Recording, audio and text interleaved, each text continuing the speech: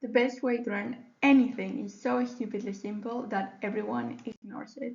I'm a PhD student in mathematics at the University of Cambridge. I literally get paid to study, it's my job. And in this video, I'm going to tell you about the one thing that has helped me to consistently perform well academically all my life. And it's something that I've also seen in my friends who are also successful academically and in the studies and in the undergraduate students that I've taught at Cambridge. If they don't do this thing, they're all having a harder time learning, and it's something that it's so easy that it's really underrated and not talked about in like this talent advice or productivity spaces. It's not taught in schools, but it's so easy that you're gonna be so surprised. Um, and it's nothing fancy, no new like AI thing. No, it's not that. It's also not anything like productivity oriented like Notion or like any software kind of thing. It's also not some like motivational thing. Like, I know consistency is so important, and I'm not denying that, but it's something much easier than that. It doesn't require this sort of like grind or discipline in this sense. And it's something that is going to improve your memory, and it's going to improve your capacity to spot insights, so to spot logical patterns in things when you're learning, which for me is very important as a mathematician. And it's also something that works for everyone, like whether you are literally like in middle school or whether you are a PhD student, it works. And also, even if you're not like formally a student anymore, I think, what I say in this channel is like never stop learning, because everyone is learning in life, and this works for everyone. Like whatever you're learning, whether it's like a language or just like new life skills, this also is going to help with that. And it's also science-based. It's been like scientifically proven, and I'm going to explain a study later that they show how this one trick inspires insight, improve your capacity to spot patterns. And furthermore, it's also something that's gonna make you feel better. So it's something that I would do it even if it wasn't for the study benefits, and it's also make you healthier. And I think with these hints, you might be guessing where I'm going. So yes, it's something as simple as sleep.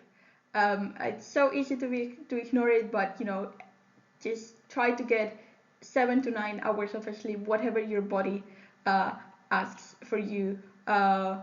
You don't need to be like a sleep monk, but just like get enough sleep. That's going to help massively. And well, it's obvious that if you sleep well, you're gonna feel better. And also, I'm not gonna go now into all the health benefits of sleep, because there's so many of them. But it's, for me, what called my attention is this study that's published in Nature, which is one of the most prestigious journals, academic journals, if not the most prestigious. And it's called Sleep Inspires Insight, because they showed that it can help you if you try to learn something and then you sleep. The next time you are faced with a similar problem, like logical problem, you're gonna be faster at spotting patterns.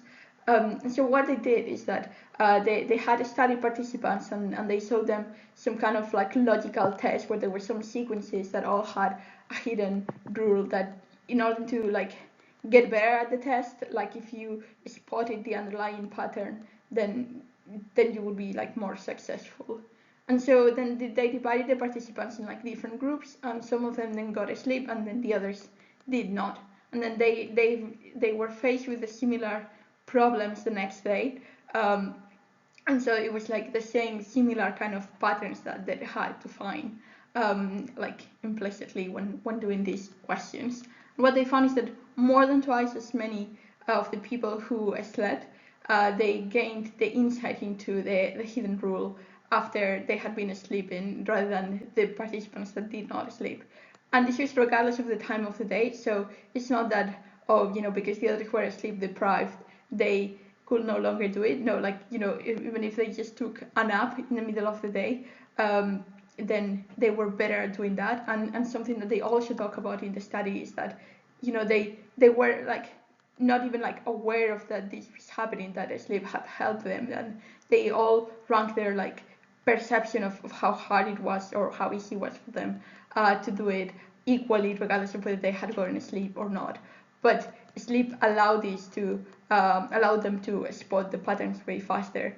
And for me, as I said earlier, as a mathematician, this is so important because, like, imagine that you have an exam tomorrow and it's calculus, and you have to do some like differentiation and integration, and it's all kind of like similar rules and patterns. Then, but it's not going to be like exactly the same question on the exam that you've studied before, right?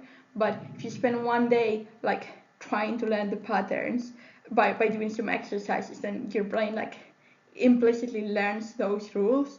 And so if you get a sleep, then the next day on the exam, when you try to do the same questions, you're gonna be faster at spotting the patterns. And also, I'm also going to link below like a different study where they show like how sleep improves memory, which it might be some important for students who are doing like more memory-based subjects, like say if you're doing biology, then the ability to have encode these memories faster in your brain is obviously going to help you in the exam. And the way you do this is by sleeping after you learn them. So obviously, if you've slept well the night before studying, then you're going to be more awake, and that's going to allow you to study. But what's key here is that to sleep after you've done the studying, either in like for the insight or for memory, you need to sleep after, so that then your brain can process those memories and like encode them in your brain. So obviously, how to use this? I'm not saying that you should be like a nerd of sleep. I'm kind of a bit of a sleep nerd, just trying to prioritize it because for me it's like so important, like both like physically and mentally, to get enough sleep. But one thing you can do if you know that you're gonna go out on one night and you're not gonna sleep well, or maybe you need to wake up super early the next day for whatever reason, is just take a nap after studying, and that will help you encode some of these patterns. Some of the learning is going to happen there.